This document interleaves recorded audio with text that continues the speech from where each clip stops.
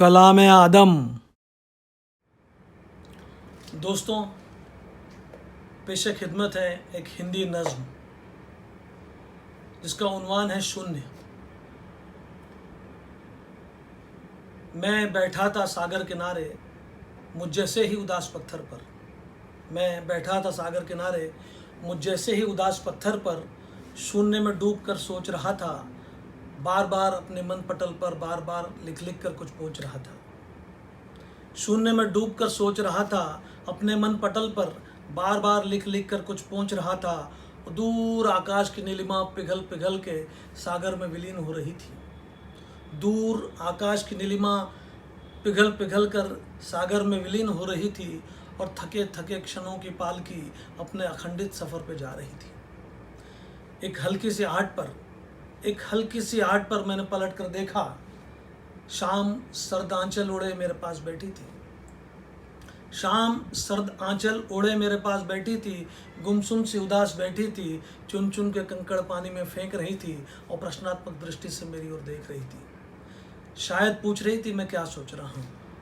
शायद पूछ रही थी मैं क्या सोच रहा हूँ, क्यों अपने दिमाग को वहशियों की तरह नोच रहा हूँ। मैं जवाबहीन सा उसको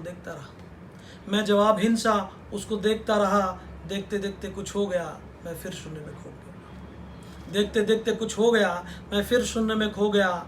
ये शून्य जो सिर्फ शून्य है, कहीं भी मेरे सामने उभर आता है। ये शून्य जो सिर्फ शून्य है कहीं भी मेरे सामने उभर आता है और मुझे सोचने पर विवश कर देता है। खैर मैं सोचने लगा मेरा जीवन इन लहरों की भांति है। ये खुद नहीं जानती ये कहाँ से उठती है। और दूर किनारे को देख इठलाती बलखाती हिरनी सी चौंकड़ियाँ भरती किनारे पे आकर टूटती है। और दूर किनारे को देख इठलाती बलखाती हिरनी सी चौंकड़ियाँ भरती किनारे पे आकर टूटती है। फिर भी न जाने क्यों हर बार एक नई लहर नई उमंग के साथ टूट के बिखर बिखर जाने को न जाने कहाँ से उठती है। बच जाते हैं तो चंद बुलबुले। देखिए ज़रा किनारे का साहिल का वो मंज़र कि बच जाते हैं तो चंद बुलबुले जो थोड़ी ही देर में स्वयं दम तोड़ देते हैं।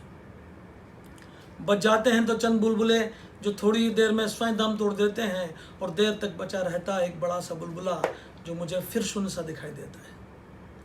देर तक बचा रहता है एक बड़ा सा बुलबुला जो मुझे फिर शून्य सा दिखाई देता है, मुझे अपनी लपेट में लेता है। मैं सोचने पर फिर विवश हो जाता हूँ, हर रोज़ एक नए शून्य में खो जाता हूँ।